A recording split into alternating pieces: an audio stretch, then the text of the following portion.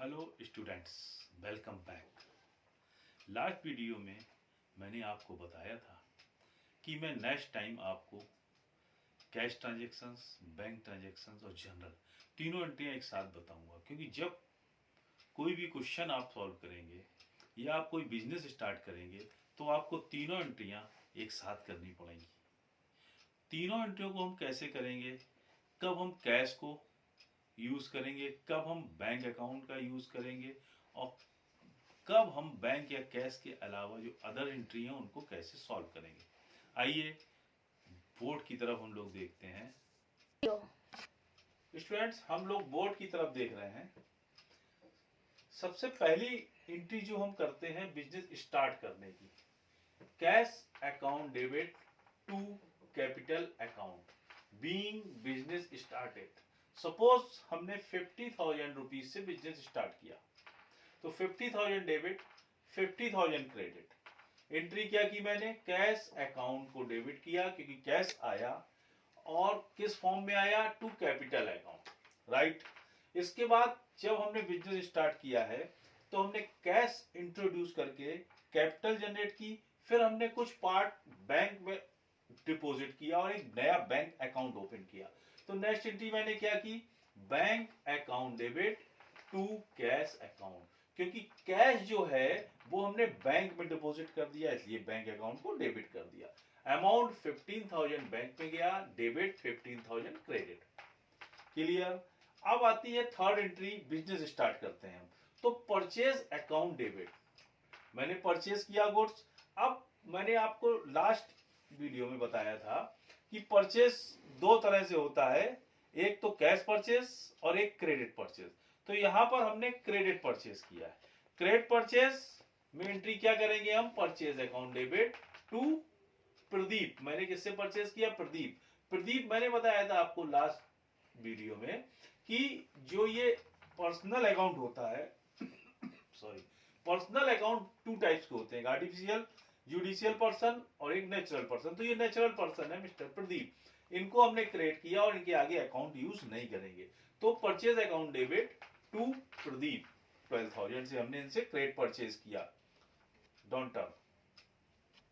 इसके बाद next entry sales account, हमने संदीप को गुड्स सोल्ड किया। संदीप भी नेचुरल पर्सन है, Sandeep debit to sales account.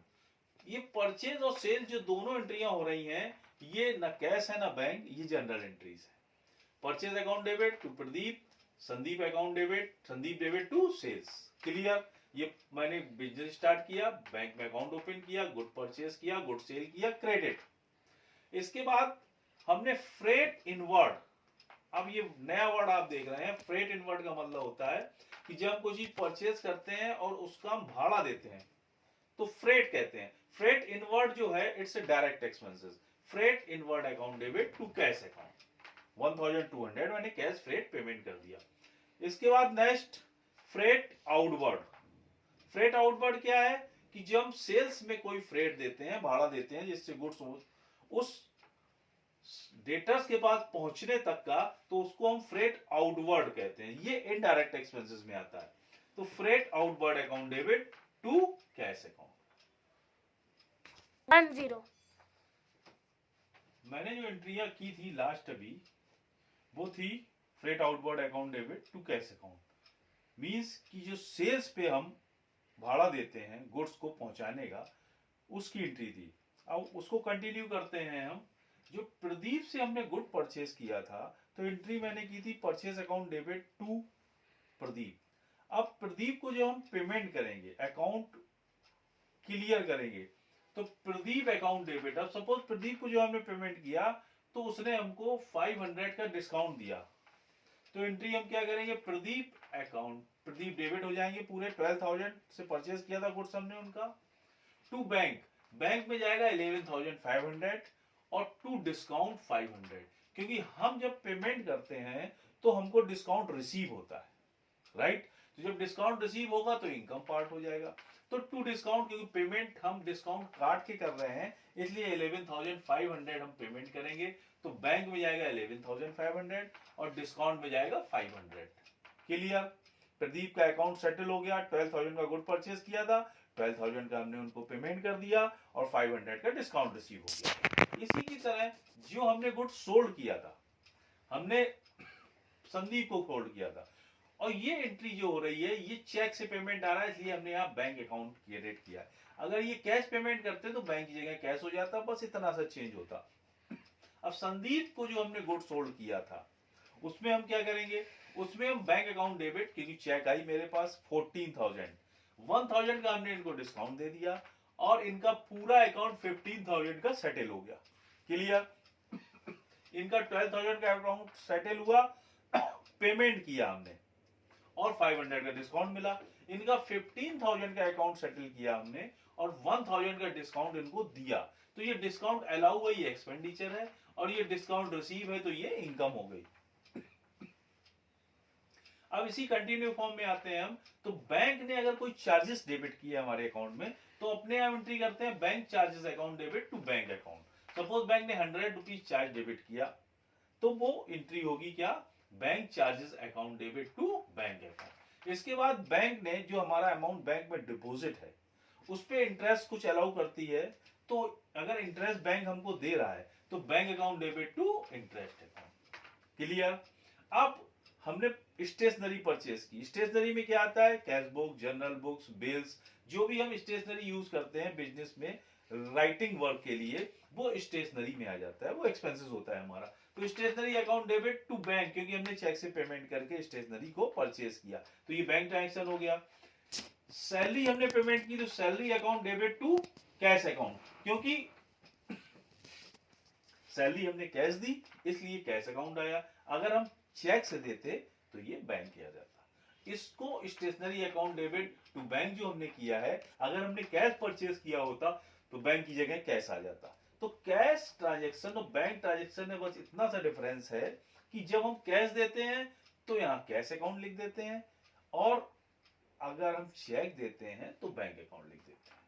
तो ये एंट्रियां जो हमने आज आपको बताई, इनको आप प्रॉपर नोटबुक में नोट करिए और इनको आप देखिए एक बार, और फिर हमको बताइए कि इसमें आपको कोई डाउट्स है। अगर आपको कोई डाउट्स है तो आप हमसे कमेंट्स के द्वारा क्वेश्चंस पूछ सकते हैं, और मैं कोशिश करूंगा कि आपके क्वेश्चंस का प्रॉपर आंसर दूं। इसी तरह आप जो भी मैं एंट्री हर वीडियो में आपको बता रहा हूं, तो मैं ये चाहता हूं कि आप उसको एक नोटबुक बना के नोट करें सीरियल से, तो आपको क्लियर होगा कि किस के बाद कौन सी एंट्री आपको करनी है। तब आपको डाउट्स आएंगे, उन डाउट्स को आप हमसे कमेंट्स के द्वारा क्लियर कर सकते हैं। Thank you. जो एंट्रियां मैंने आपको नोट डाउन की हैं, इनको आप ध्यान से देखिए और इनको आप अपनी नोटबुक में नोट करिए। फिर से मैं आपको रिपीट कर रहा हूं। पहली एंट्री किस चीज की है, प्रदीप से जो हमने गुड परचेज किया था उसका हमने पेमेंट प्रदीप को किया है और उनसे हमको डिस्काउंट मिला है। एंट्री क्या की मैंने, Pradeep debit to bank to discount. जितना हमने पेमेंट किया वो बैंक में आएगा, जितना डिस्काउंट हुआ वो डिस्काउंट में जाएगा। इसके बाद नेक्स्ट एंट्री जो हमने की है संदीप, इनको हमने गुड सोल्ड किया था तो इनसे हमारे पास पेमेंट आएगा। जब पेमेंट आता है तो बैंक अकाउंट को डेबिट करते हैं। डिस्काउंट, क्योंकि हमने इनको टाइम से पेमेंट करने में डिस्काउंट भी अलाउ किया, तो बैंक अकाउंट डेबिट 14,000 का पेमेंट आया, 1,000 को हमने डिस्काउंट दिया और संदीप को हमने 15,000 से क्रेडिट कर दिया। इसके बाद ये एंट्री जो हुई है ये बैंक चार्जेस की हुई है। बैंक ने कोई भी चार्जेस अगर हमारे अकाउंट में डेबिट किया है तो bank charges account debit to bank, ये एंट्री हम अपने आप पास करेंगे। बैंक ने अगर कोई इंटरेस्ट हमको दिया है तो bank account debit to interest account आ जाएगा। इसके बाद स्टेशनरी जो हमने परचेज की है वो हमने चेक से पेमेंट करके किया है, तो stationery account debit to bank आ जाएगा। और जो सैलरी का पेमेंट हमने किया है वो कैश किया है, इसलिए यहाँ पे salary account debit to cash आ जाएगा। तो इन एंट्रियों को आप अच्छी तरह से देख लें, नोट कर लें, और फिर जो डाउट्स हों कमेंट्स में हमसे आप पूछ सकते हैं। Thank you.